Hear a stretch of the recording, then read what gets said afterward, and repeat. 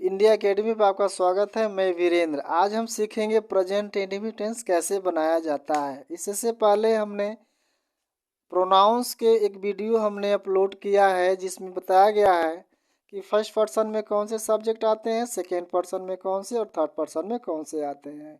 ये पर्सन का बहुत बड़ा भूमिका होती है किसी भी टेंस को बनाने के लिए, क्योंकि सब्जेक्ट के अनुसार ही सहायक क्रिया या मुख्य क्रिया का प्रयोग किया जाता है। तो उसको अगर आपने नहीं देखा है तो प्लेलिस्ट में जाकर के उसको आप देख लीजिए, तो वहाँ से जब इसको पढ़ेंगे तो बढ़िया से समझ में आएगा। तो चलते हैं ट्रांसलेशन करने प्रेजेंट इंडेफिनिट टेंस का, और वो भी पॉजिटिव सेंटेंस यानी सकारात्मक वाक्य। प्रेजेंट इंडेफिनिट टेंस की पहचान होती है कि वाक्य के अंत में ता है, ती है, ते है, तो हो आदि शब्द आते हैं तो प्रेजेंट इंडेफिनिट टेंस कहलाते हैं। और इसमें आपको पॉजिटिव, नेगेटिव, इंट्रोगेटिव और डबल इंट्रोगेटिव के रूल प्राप्त होंगे। तो पहला जो रूल आता है पॉजिटिव का, तो सबसे पहले उसमें सब्जेक्ट होता है, इसके बाद वर्ब की फर्स्ट फॉर्म यस या यस, इसके बाद ऑब्जेक्ट का प्रयोग किया जाता है। जो बच जाता है तो शेष वाक्य रिमेनिंग कहलाता है। तो इसमें होता क्या है कि किसी भी जो वाक्य है, वाक्य का जो सब्जेक्ट होता है जिसको हम कर्ता कहते हैं, जो किसी काम को करता है उसे कर्ता कहा जाता है। उस कर्ता को लिखा जाता है। कर्ता आपका या तो फर्स्ट पर्सन में होगा, या सेकेंड पर्सन में होगा, या थर्ड पर्सन में होगा। तीनों में से किसी एक में हो सकता है। तो जब कर्ता हम लिख लेते हैं तो कर्ता के बाद हमें लिखा जाता है क्रिया का फर्स्ट फॉर्म। तो वाक्य का शुरू वाला कर्ता होता है और जो अंत में आता है वो क्या होता है, क्रिया, जिसे हम मुख्य क्रिया कहते हैं। और मुख्य क्रिया वाक्य की पहचान से जुड़ी होती है, वाक्य की रचना करती है। तो कर्ता के बाद लिखते हैं हम क्रिया, और क्रिया का फर्स्ट फॉर्म। इसके बाद आता है एक स्टेप एस या ई एस का प्रयोग करना। तो एस या ई एस का प्रयोग सभी सेंटेंस में नहीं लगता है। वो कब लगेगा, जब हमारा सब्जेक्ट थर्ड पर्सन होगा, और थर्ड पर्सन में क्या होगा, सिंगुलर होगा यानी एक वचन होगा, तो हम उसमें यस लगाएंगे या चाहे ई एस लगाएंगे। एस ई एस किस में लगेगा, जब हमारा कर्ता थर्ड पर्सन सिंगुलर होगा और वो क्रिया पर निर्भर करता है कि उसमें यस लगेगा कि ई एस लगेगा। जैसे मान लीजिए कि जाना आ गया, तो जाना के लिए हम लिखेंगे गो। तो गो में प्रयोग होता है किसका, ई एस का प्रयोग होता है। वो भी कब लगाएंगे, जब हमारा सब्जेक्ट थर्ड पर्सन होगा तब लगाएंगे। बाकी सभी कर्ताओं के साथ नहीं लगता है। अगर इसमें रीड आ गया तो रीड में क्या करते हैं, यस लगाते हैं, नहीं, रीड में क्या लगता है, एस लगता है। ये सारी क्रियाएं तब होती हैं जब हमारा सब्जेक्ट थर्ड पर्सन और सिंगुलर होता है। तो थर्ड पर्सन सिंगुलर के साथ हम एस आई एस का प्रयोग करते हैं। तो चलिए आज हम बताते हैं आपको ट्रांसलेशन करना प्रेजेंट इंडेफिनिट टेंस का पॉजिटिव सेंटेंस। पहले कर्ता हो गया, इसके बाद लिखेंगे हम क्रिया, और भी क्रिया की फर्स्ट फॉर्म का प्रयोग करते हैं। फर्स्ट फॉर्म के प्रयोग के बाद एस या ई एस लगाएंगे, इसके बाद लगा देंगे हम ऑब्जेक्ट यानी कि कर्म। बहुत आसान सा एक उदाहरण है, जैसे अगर हम कह दें मोहन मोहन स्कूल जाता है। सबसे पहले वाक्य की पहचान करते हैं कि वाक्य कौन सा टेंस है। इसमें दिया है ता है, तो यह है प्रेजेंट इंडेफिनिट टेंस। इसमें ना तो क्या का प्रयोग है ना तो कब का प्रयोग है। तो यह वाक्य कैसा है, सकारात्मक वाक्य है यानी कि पॉजिटिव सेंटेंस है। तो पॉजिटिव सेंटेंस के लिए हम क्या करते हैं, पॉजिटिव का रूल लगाते हैं। तो पॉजिटिव सेंटेंस का रूल कहता है कि सबसे पहले क्या लिखो, सब्जेक्ट लिखो। हमने लिख दिया सब्जेक्ट मोहन। इसके बाद कह रहा है कि क्रिया लिखो, तो क्रिया इसमें क्या है, जाना। ध्यान रखिएगा, मुख्य क्रिया जो होती है वाक्य के अंत में आती है, और ऐसे शब्दों में ना का प्रयोग होता है। पहचान के लिए जैसे कह दें आना जाना, खाना पीना, उठना बैठना, रोना धोना, पढ़ना पढ़ाना, ये सब ना आ रहा है तो यह क्या है, मुख्य क्रिया कहलाती है। अब इसमें कहते हैं कि स्कूल, तो क्या स्कूल मुख्य क्रिया है? नहीं, इसमें ना का प्रयोग हुआ है? नहीं हुआ, ये आपका मुख्य क्रिया नहीं होगा। मोहन हो गया, इसके बाद वर्ब लिखेंगे जाना, तो गो माने क्या होता है, जाना। अब आ गया यस, यस का प्रयोग करने के लिए, तो हम सब्जेक्ट देखेंगे सब्जेक्ट है क्या। तो सब्जेक्ट हमारा क्या है, मोहन है। तो मोहन क्या है, थर्ड पर्सन है और सिंगुलर नंबर है। तो जब थर्ड पर्सन सिंगुलर नंबर है तो इसमें एस या एस में से कोई एक लगेगा, तो गो में लगता है आपका ई एस। गोज आप कहीं चाहते हैं तो प्रीपोजिशन टू का प्रयोग करेंगे और लिख देंगे स्कूल। तो इसका हो गया मोहन गोज टू स्कूल। अब मैं ये लिख दूं कि मैं स्कूल जाता हूँ, मैं स्कूल जाता हूँ। अगर इसको बनाते हैं तो ये भी ता हूँ प्रेजेंट इंडेफिनिट टेंस है, पॉजिटिव सेंटेंस। सब्जेक्ट क्या है इसमें, आई, आई मने मैं। वर्ब लिखेंगे जाना, गो मने जाना। अब इसमें यस यस का प्रयोग होगा? नहीं होगा, क्योंकि आई हमारा कौन सा पर्सन है, फर्स्ट पर्सन है। आई गो टू स्कूल, इसका हो गया आई गो टू स्कूल। ध्यान रखिए, जो फर्स्ट पर्सन होता है, फर्स्ट पर्सन में आता है आई और वी। जो सेकेंड पर्सन होता है इसमें आता है यू। और इन तीनों को छोड़ करके बाकी कोई भी आएगा तो वो थर्ड पर्सन में आता है। और थर्ड पर्सन में ही एक होता है आपका सिंगुलर और एक होता है आपका प्लूरल। तो सिंगुलर में, थर्ड पर्सन सिंगुलर में जैसे हम कहते हैं Ram, Sita, Gita, my father, my mother, तो जितने ये सब है ये सब हमारे कहलाएंगे थर्ड पर्सन सिंगुलर। और जब यहाँ सब्जेक्ट में थर्ड पर्सन सिंगुलर कोई आएगा तभी उसमें यस यस का प्रयोग होता है। अदरवाइज इनके साथ और प्यूलर नंबर के साथ, प्यूलर नंबर में जैसे आ गया दे आ गया, बॉयस आ गया, गर्ल्स आ गया, तो ये बहुवचन कहलाते हैं। तो इनके साथ भी एस यस का प्रयोग नहीं होता है।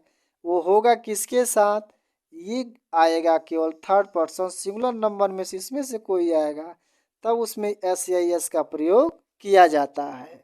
बहुत से लड़के कन्फ्यूजन आ जाते हैं कि इसमें यस का प्रयोग करें किस में नहीं करें। तो ध्यान दीजिए, जब हमारा subject third person singular number रहेगा तभी उसमें एस यस का प्रयोग करेंगे, अन्यथा उसमें एस यस का प्रयोग आप नहीं करेंगे। आगे बढ़ जाएंगे, आगे उदाहरण देखते हैं।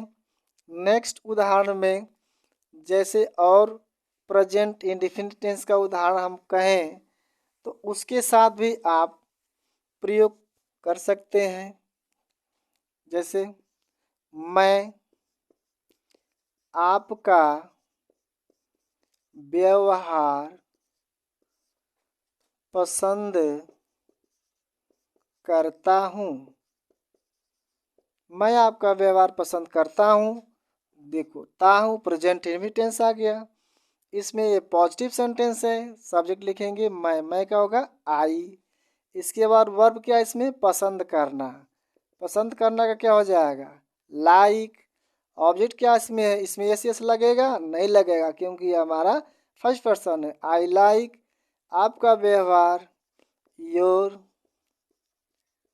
Behaviour, I like your behaviour. Next, पिताजी कार से ऑफिस जाते हैं। ते हैं present indefinite tense, positive sentence. Subject लिखेंगे पिताजी, इसका हो जाएगा फादर। इसके बाद लिखेंगे क्रिया जाना, गो मने होता है जाना। अब इसमें एस या एस का प्रयोग करेंगे, लगेगा जरूर लगेगा। क्यों, क्योंकि इसमें सब्जेक्ट जो है पिताजी थर्ड पर्सन सिंगुलर नंबर है, तो गो में ही लग जाएगा गोज। इसके बाद कहाँ जाते हैं, टू ऑफिस। और किसी चीज़ से जाते हैं, जैसे कार हो गया, बस हो गया, इसके लिए बाई का प्रयोग करते हैं, बाई कार।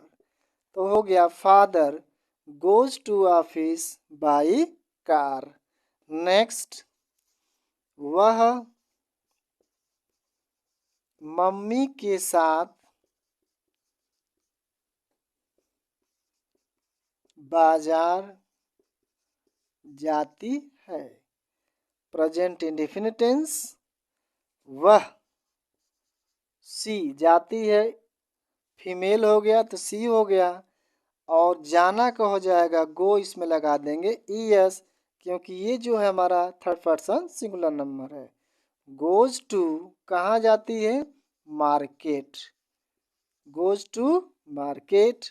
मम्मी के साथ तो संगति की अवस्था में प्रीपोजिशन विथ का प्रयोग करते हैं, विथ मदर।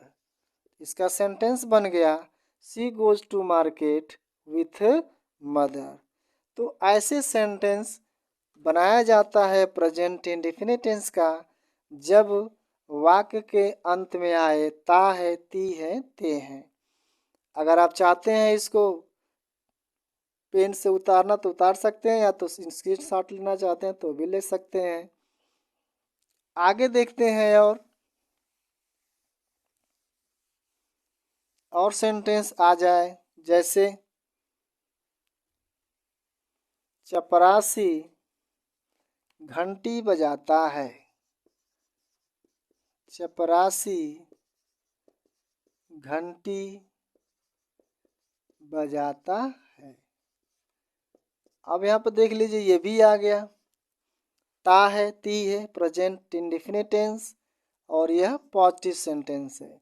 इसमें क्या है, सब्जेक्ट, सब्जेक्ट क्या है, चपरासी, तो इसका लिख देंगे द प्यून। इसके बाद हम वर्ब लिखना है बजाना, रिंग बने होता है बजाना।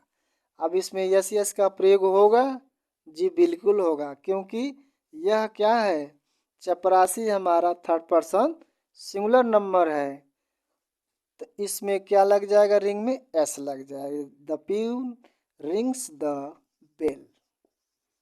नेक्स्ट उदाहरण देखते हैं, लड़के फुटबॉल खेलते हैं, लड़के फुटबॉल खेलते हैं। अब इसमें भी आ गया ते है, प्रेजेंट इंडेफिनिट टेंस। इसमें सब्जेक्ट क्या दिया है, लड़के, तो इसका हो जाएगा बॉयज। इसके बाद लिखेंगे वर्ब, वर्ब क्या है, खेलना, प्ले मने हो जाएगा खेलना। अब इसमें यस यस का प्रयोग करना होगा, नहीं होगा, क्योंकि यह क्या है, थर्ड पर्सन है, लेकिन यह प्यूलर नंबर है, तो इसमें एस यस का प्रयोग नहीं होगा। आगे बढ़ेंगे, ऑब्जेक्ट, ऑब्जेक्ट क्या हो जाएगा आपका, फुटबॉल।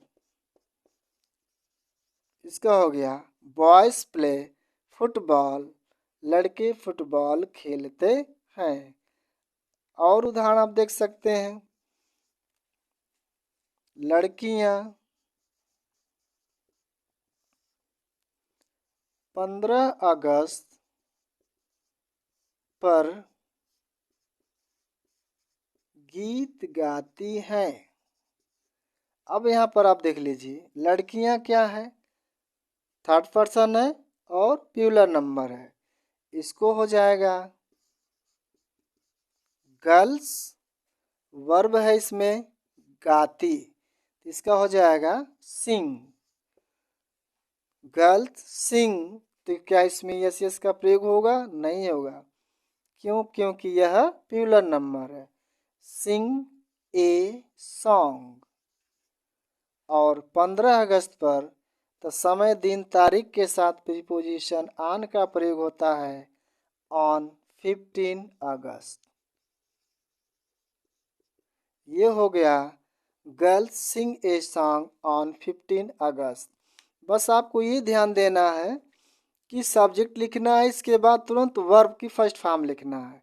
अगर हमारा subject third person singular number में रहेगा तभी उसमें एस या एस का प्रयोग आप करेंगे, अन्यथा आई हो गया, वी हो गया, यू हो गया, दे हो गया, बहुवचन हो गया, इनके साथ एस यस का प्रयोग नहीं किया जाता है, केवल एक वचन कर्ता के साथ एस यस का प्रयोग किया जाता है। कितना भी बड़ा सेंटेंस हो, आपको इसी रूल पर उसको हल करना होता है। सबसे पहले सब्जेक्ट लिखते हैं, फिर वर्ब का मेन फर्स्ट फॉर्म, इसके बाद इसमें से एक लग जाएगा, वो भी जब थर्ड पर्सन सिंगुलर रहेगा तब। इसके बाद ऑब्जेक्ट, इसके बाद क्या लिख देंगे आप, शेष वाक्य लिख देंगे। तो ऐसे प्रेजेंट इंडेफिनिट टेंस का पॉजिटिव सेंटेंस का ट्रांसलेशन किया जाता है। अगले वीडियो में आपको बताएंगे कि इसी टेंस का नेगेटिव का कैसे ट्रांसलेशन किया जाता है, बहुत आसान शब्दों में। तब तक के लिए हमें इजाज़त दीजिए। नमस्कार।